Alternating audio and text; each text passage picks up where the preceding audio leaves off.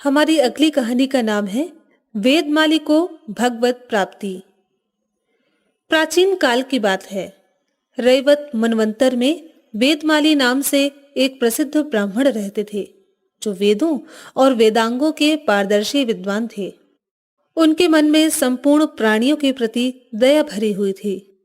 वे सदा भगवान की पूजा में लगे रहते थे, किंतु आगे चलकर वे स्त्री, पुत्र और मित्रों के लिए धनोपार्जन करने में संलग्न हो गए। जो वस्तु नहीं बेचनी चाहिए उसे भी बेचने लगे। उन्होंने रस का भी विक्रय किया। वे चांडाल आदि से भी दान ग्रहण करते थे। उन्होंने पैसे लेकर तपस्या, व्रतों का विक्रय किया और तीर्थ यात्रा भी वे दूसरों के लिए ही किया करते थे। यह सब उन्होंने अपनी स्त्री को संतुष्ट करने के लिए ही किया था। इसी तरह कुछ समय बीत जाने पर ब्राह्मण के 2 जुड़वे पुत्र प्राप्त हुए, जिनका नाम था यज्ञमाली और सुमाली। वे दोनों बड़े सुंदर थे। तदंतर पिता उन दोनों बालकों का बड़े स्नेह और वात्सल्य से अनेक प्रकार के साधनों द्वारा पालन पोषण करने लगे। वेदमाली ने अनेक उपायों से यत्न पूर्वक धन एकत्र किया। एक दिन मेरे पास कितना धन है यह जानने के लिए उन्होंने अपने धन को गिनना प्रारंभ किया। उनका धन संख्या में बहुत ही अधिक था। इस प्रकार धन की स्वयं गणना करके वे हर्ष से फूल उठे और साथ ही उस अर्थ की चिंता से उन्हें बड़ा विस्मय भी हुआ।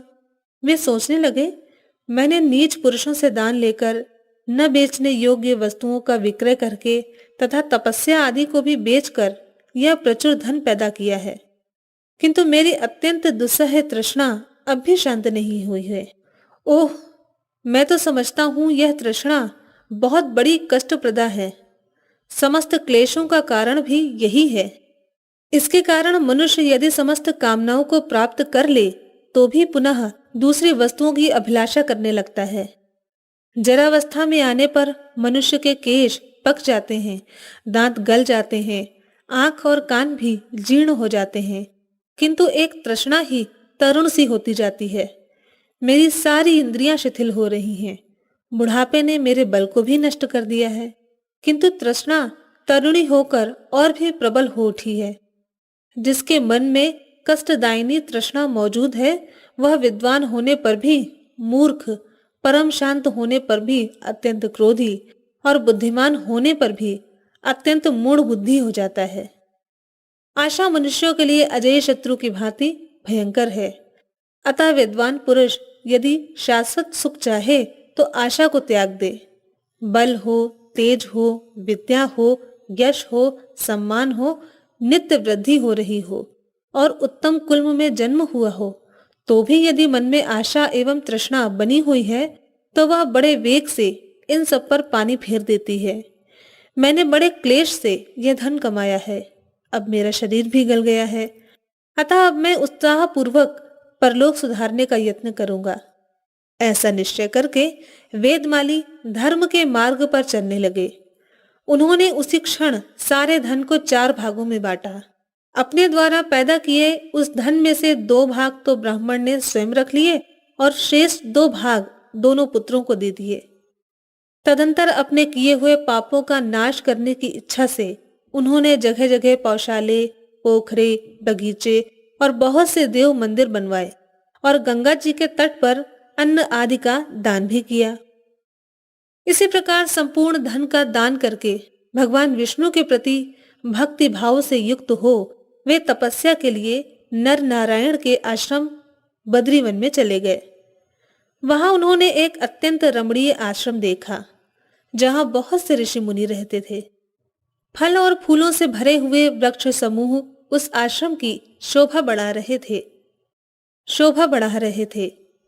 शास्त्र चिंतन में तत्पर, भगवत सेवा परायण तथा परम ब्रह्म परमेश्वर की स्तुति में संलग्न अनेक वृद्ध महर्षि उस आश्रम की श्री वृद्धि कर रहे थे। वेदमाली ने वहां जाकर जानंती नाम वाले एक मुनि का दर्शन किया, जो शिष्यों से घिरे बैठे थे और उन्हें परब्रह्म तत्व का उपदेश कर रहे थे। वे मुनि महान तेज के पुंज से जान पड़ते थे। उनमें शम, दम आदि सभी गुण विराजमान थे। राग आदि दोषों का सर्वथा अभाव था। वे सूखे पत्ते खाकर रहा करते थे। वेदमाली ने मुनि को देखकर उन्हें प्रणाम किया। जानंती ने कंद, मूल, फल आदि सामग्रियों द्वारा नारायण बुद्धि से अतिथि वेदमाली का पूजन किया। अतिथि सत्कार हो जाने पर वेदमाली ने हाथ जोड़कर बड़े विनय से मस्तक झुकाकर वक्ताओं में श्रेष्ठ महर्षि से कहा, भगवान, मैं कृतकृत्य हो गया। आज मेरे सारे पाप दूर हो गए। महाभाग, आप विद्वान हैं, ज्ञान देकर मेरा उद्धार कीजिए। वेदमाली के ऐसा कहने पर मुनिश्रेष्ठ जानंती बोले, ब्राह्मण, तुम प्रतिदिन सर्वश्रेष्ठ भगवान विष्णु का भजन करो। सर्वशक्तिमान श्री नारायण का चिंतन करते रहो। दूसरों की निंदा और चुगली कभी न करो। महामते, सदा परोपकार में लगे रहो। भगवान विष्णु की पूजा में मन लगाओ और मूर्खों से मिलना जुलना छोड़ दो। काम, क्रोध, लोभ, मोह, मद और मात्सर्य को छोड़कर लोक को अपने आत्मा के समान देखो। इससे तुम्हें शांति मिलेगी। ईर्ष्या, दोष दृष्टि, दूसरे की निंदा भूल कर भी न करो।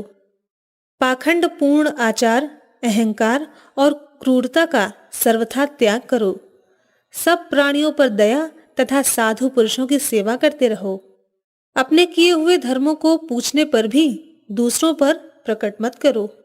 यदि दूसरे को अत्याचार करते देखो, यदि शक्ति हो तो उन्हें रोको, असावधानी न करो। अपने कुटुंब का विरोध न करते हुए सदा अतिथियों का स्वागत सत्कार करो। पत्र, पुष्प, फल, दूर्वा और पल्लवों द्वारा निष्काम भाव से जगदीश्वर भगवान नारायण की पूजा करो। देवताओं, ऋषियों तथा पितरों का विधि पूर्वक तर्पण करो। विप्रवर, विधि पूर्वक अग्नि की सेवा भी करते रहो। देव मंदिर में प्रतिदिन झाड़ू लगाया करो और एकाग्रचित होकर उसकी लिपाई पुताई भी किया करो। देव मंदिर की दीवार में जहां कहीं भी कुछ टूट फूट गया हो, उसकी मरम्मत करवाते रहो। मंदिर में प्रवेश का जो मार्ग हो, उसे पताका और पुष्प आदि से सुशोभित करो तथा भगवान विष्णु के गृह में दीपक जलाया करो। प्रतिदिन यथाशक्ति पुराण की कथा सुना करो, उसका पाठ करो और वेदांत का स्वाध्याय करते रहो। ऐसा करने पर तुम्हें परम उत्तम ज्ञान प्राप्त होगा। ज्ञान से समस्त पापों का निश्चय ही निवारण एवं मोक्ष हो जाता है। जानंती मुनि के इस प्रकार उपदेश देने पर परम बुद्धिमान वेदमाली उसी प्रकार से ज्ञान के साधन में लगे रहे।